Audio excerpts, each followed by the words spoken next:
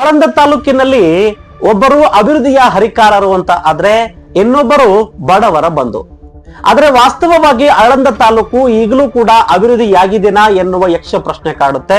ಜೊತೆಗೆ ತಾಲೂಕಿನಲ್ಲಿ ಬಡವರ ಪ್ರಮಾಣ ಕಡಿಮೆಯಾಗಿದೆನಾ ಎನ್ನುವ ಪ್ರಶ್ನೆ ಸಹಜವಾಗಿ ಕಾಡುತ್ತೆ. ಕಲಬುರಗಿ ಜಿಲ್ಲೆಯಲ್ಲಿಯೇ ಅತ್ಯಂತ ಹಿಂದುಳಿದ ತಾಲೂಕು ಅಂತ ಆಳಂದ್ ಈಗಲೂ ಕೂಡ ಹಣೆಪಟ್ಟಿಯನ್ನ ಹೊಂದಿದೆ. ಇದಕ್ಕೆ ಮೂಲ ಕಾರಣ ಕೇವಲ ಒಂದೇ ವಾಕ್ಯದಲ್ಲಿ ಹೇಳಬೇಕು ಅಂತಂದ್ರೆ ಸುಮಾರು 30ರಿಂದ 40 ವರ್ಷಗಳ ಕಾಲ ಆ ತಾಲೂಕಿನಲ್ಲಿ ಶಾಸಕರು ಅಂತ ಅನಿಸಿಕೊಂಡವರೇ ಇದಕ್ಕೆ ನೇರವಾಗಿ ಕಾರಣ ಅಂತ ಹೇಳಬೇಕಾಗುತ್ತೆ. ಇಷ್ಟು ವರ್ಷಗಳ ಕಾಲ ಆದರೂ ಕೂಡ ಶಾಸಕ BR ಪಾಟೀಲ್ ಅವರಾಗಿರ್ಬೋದು ಅಥವಾ ಮಾಜಿ ಶಾಸಕ ಸುಭಾಸ್ ಆರ್ ಗುತ್ತೇದಾರ್ ಅವರಾಗಿರ್ಬೋದು ತಮ್ಮ ಅವಧಿಯಲ್ಲಿ ಎಷ್ಟು ಪ್ರಮಾಣದಲ್ಲಿ ತನು ಮನ ಧನದಿಂದ ತಾಲೂಕವನ್ನ ಅಭಿವೃದ್ಧಿ ಪಡಿಸಬೇಕಾಗಿತ್ತೋ ಅವರು ಪಡಿಸುವಲ್ಲಿ ವಿಫಲರಾಗಿದ್ದಾರೆ ಎನ್ನುವ ಚರ್ಚೆ ಈಗಲೂ ಕೂಡ ಕೇಳಿ ಬರ್ತಾ ಇದೆ. ಇದನ್ನ ಯಾಕೆ ಹೇಳ್ತಾ ಇದ್ದೀನಿ ಅಂತಂದ್ರೆ ಕೇವಲ ಬಾಯಿ ಮಾತಿನಲ್ಲಿ ಅಭಿವೃದ್ಧಿ ಹರಿಕಾರರು ಅಥವಾ ಬಡವರ ಬಂಧು ಅಂತ ಹೇಳ್ಕೊಂಡ್ರೆ ತಾಲೂಕು ಅಭಿವೃದ್ಧಿ ಆಗೋದಿಲ್ಲ. ತಾಲೂಕ ಅಭಿವೃದ್ಧಿಗೆ ನೀವು ಮನಸ್ಸು ಮಾಡಬೇಕಾಗುತ್ತೆ, ಬಜೆಟ್ ತರಬೇಕಾಗುತ್ತೆ, ತಂದಿರತಕ್ಕಂತಹ ಬಜೆಟ್ ಅನ್ನ ಸಮರ್ಪಕವಾಗಿ ಬಳಸ್ಕೊಳ್ಬೇಕಾಗುತ್ತೆ. ಇನ್ನು ಸುಮಾರು 15ರಿಂದ 20 ವರ್ಷಗಳು ಕಳೆದು ಹೋಯ್ತು.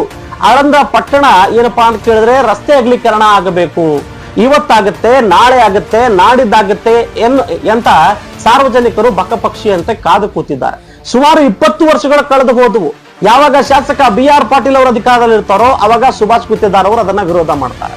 ಯಾವಾಗ ಸುಭಾಷ್ ಗುತ್ತೇದಾರ್ ಅವರು ಅಧಿಕಾರದಲ್ಲಿ ಇರ್ತಾರೋ ಆಗ BR ಪಾಟೀಲ್ ಅವರು ಅದನ್ನ ಯಾವುದೋ ಒಂದು ವಿಷಯವನ್ನ ತೆಗೆದುಕೊಂಡು ಬಂದು ಅದಕ್ಕೆ ವಿರೋಧವನ್ನ ಮಾಡ್ತಾರೆ.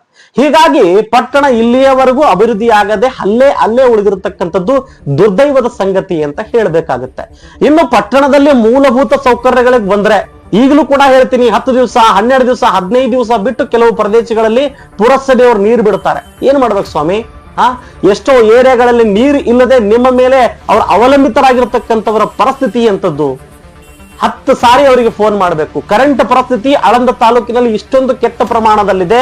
ಯಾವಾಗ ಹೋಗುತ್ತೋ ಗೊತ್ತಿಲ್ಲ, ಯಾವಾಗ ಬರುತ್ತೋ ಗೊತ್ತಿಲ್ಲ ಅಂತ ಹಣೆ ಬರ ಆಳಂದ ತಾಲೂಕಿನಂದು.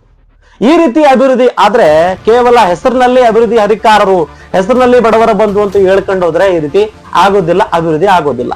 ಇಷ್ಟು ವರ್ಷಗಳ ನಂತರ ಈಗ ಸೌಭಾಗ್ಯ ಕೂಡಿ ಬಂತು. ಎಂತದ್ದು ಅಂತಂದ್ರೆ ಆಳಂದ ಪಟ್ಟಣದ ರಸ್ತೆ ಅಗಲೀಕರಣ ಮಾಡಬೇಕು ಅಂತ ಕೆಲಸ ನಡೀತಾ ಇದೆ.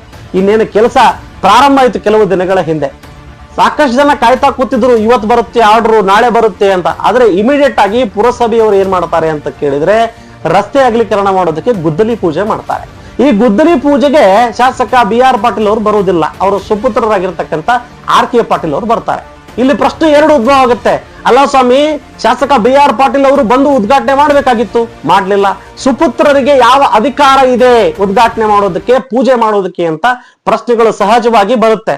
ಆದ್ರೆ ಇಲ್ಲಿ BR ಪಾಟೀಲ್ ಅವರ ಬೆಂಬಲಿಗರು ಅವರನ್ನ ಸಮರ್ಥಿಸಿಕೊಂಡ್ರೆ ವಿರೋಧ ಪಕ್ಷದಲ್ಲಿರ್ತಕ್ಕಂಥ ಸುಭಾಷ್ ಗುತ್ತೇದಾರ್ ಅವರ ಬೆಂಬಲಿಗರು ಸಮರ್ಥನೆ ಮಾಡ್ಕೊಂತಾರೆ. ಅದೇನೋ ಹೇಳ್ತಾರಲ್ಲ, ಗಂಡ ಹೆಂಡತಿಯ ಮಧ್ಯೆ ಮಗು ಬಡವಾಯಿತು ಎನ್ನುವ ಹಾಗೆ ಆಳಂದ ಪಟ್ಟಣದ ಜನ ಏನಪ್ಪಾ ಅಂದ್ರೆ ಬಡವರಾಗ್ತಾ ಇದ್ದಾರೆ.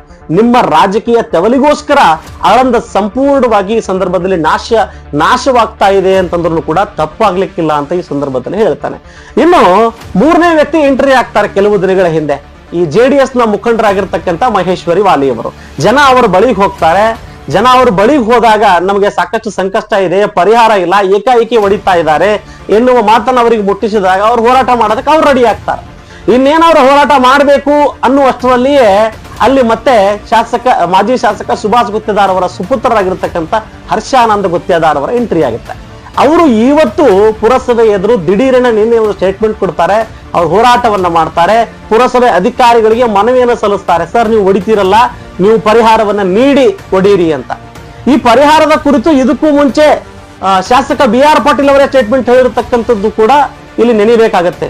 ಯಾವಾಗ ಸುಭಾಷ್ ಗುತ್ತೇದಾರ್ ಅವರು 11 ಕೋಟಿ ರೂಪಾಯಿ ಬಿಡುಗಡೆ ಮಾಡಿದ್ದೀವಿ ರಸ್ತೆ ಅಗಲೀಕರಣಕ್ಕೆ ಅಂತ ಆ ಸಂದರ್ಭದಲ್ಲಿ ಹೇಳಿದಾಗ BR ಪಾಟೀಲ್ ಅವರು ಸ್ಟೇಟ್ಮೆಂಟ್ ಕೊಡ್ತಾರೆ. ಏನು, ನೀವು ರಸ್ತೆ ಅಗಲೀಕರಣ ಮಾಡಬೇಕಿದ್ರೆ ನೀವು ಸಾರ್ವಜನಿಕರಿಗೆ ಯಾರು ಆಸ್ತಿ ಕಳ್ಕೊಂತ ಇದ್ದಾರೆ ಅವರಿಗೆ ಪರಿಹಾರ ನೀಡಿ ನೀವು ಮುಂದಿನ ದಿನಗಳಲ್ಲಿ ರಸ್ತೆ ಅಗಲೀಕರಣ ಮಾಡ್ರಿ ಅಂತ ಪಟ್ಟು ಹಿಡಿದ್ರು.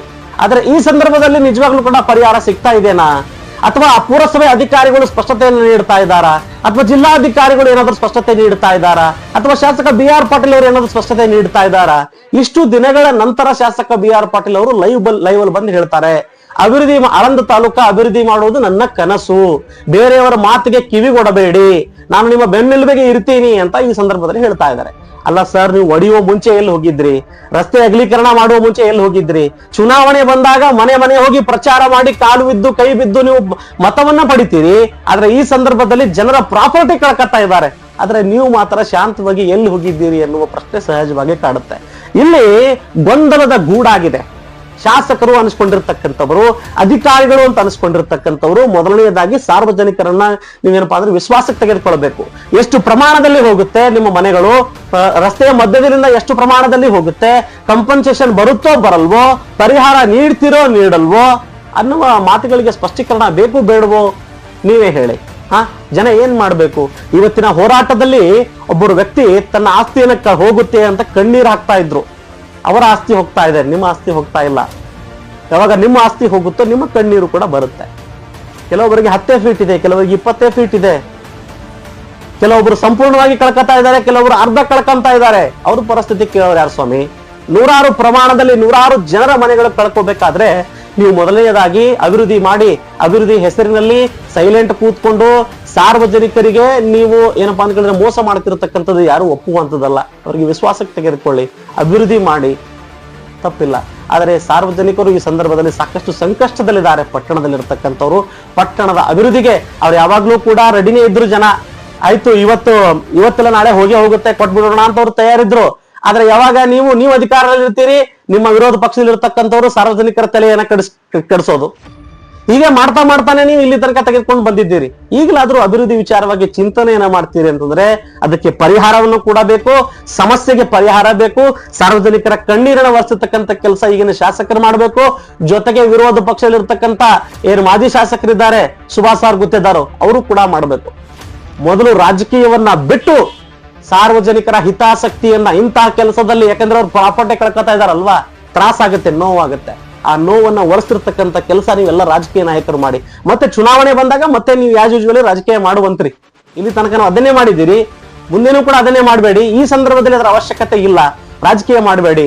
ಪ್ರಾಪರ್ಟಿ ಕಳ್ಕೊಳ್ತಿರ್ತಕ್ಕಂಥವರ ಕಣ್ಣೀರನ್ನ ಒರೆಸ್ತಕ್ಕಂಥ ಕೆಲಸ ನೀವು ಮಾಡಬೇಕಾಗಿದೆ ಈ ಸಂದರ್ಭದಲ್ಲಿ ಅಂತ ನಾನು ಹೇಳೋದಕ್ಕೆ ಇಷ್ಟಪಡ್ತೇನೆ. ಈಗಲಾದ್ರೂ ಅಲ್ಲಿರ್ತಕ್ಕಂಥ ರಾಜಕೀಯ ನಾಯಕರಾಗಿರ್ಬೋದು, ವಿರೋಧ ಪಕ್ಷದಲ್ಲಿರ್ತಕ್ಕಂಥವರಾಗಿರ್ಬೋದು, ಜೊತೆಗೆ ಅಧಿಕಾರಿಗಳು ಸ್ವಲ್ಪನಾದ್ರೂ ಏನಪ್ಪಾ ಅಂತ ಕೇಳಿದ್ರೆ ಸಾರ್ವಜನಿಕರ ಬಗ್ಗೆ ಚಿಂತನೆಯನ್ನು ಮಾಡಿದ್ರೆ ನಿಮಗೂ ಕೂಡ ಒಳ್ಳೆಯದು, ಪಟ್ಟಣದ ಅಭಿವೃದ್ಧಿಗೂ ಕೂಡ ಒಳ್ಳೆಯದು ಅಂತ ಸಂದರ್ಭದಲ್ಲಿ ಹೇಳ್ತಾನೆ. ಮತ್ತೊಂದು ಸಂಚಿಕೆಯೊಂದಿಗೆ ಮತ್ತೆ ಭೇಟಿ ಆಗ್ತಾನೆ. ನಮಸ್ಕಾರ.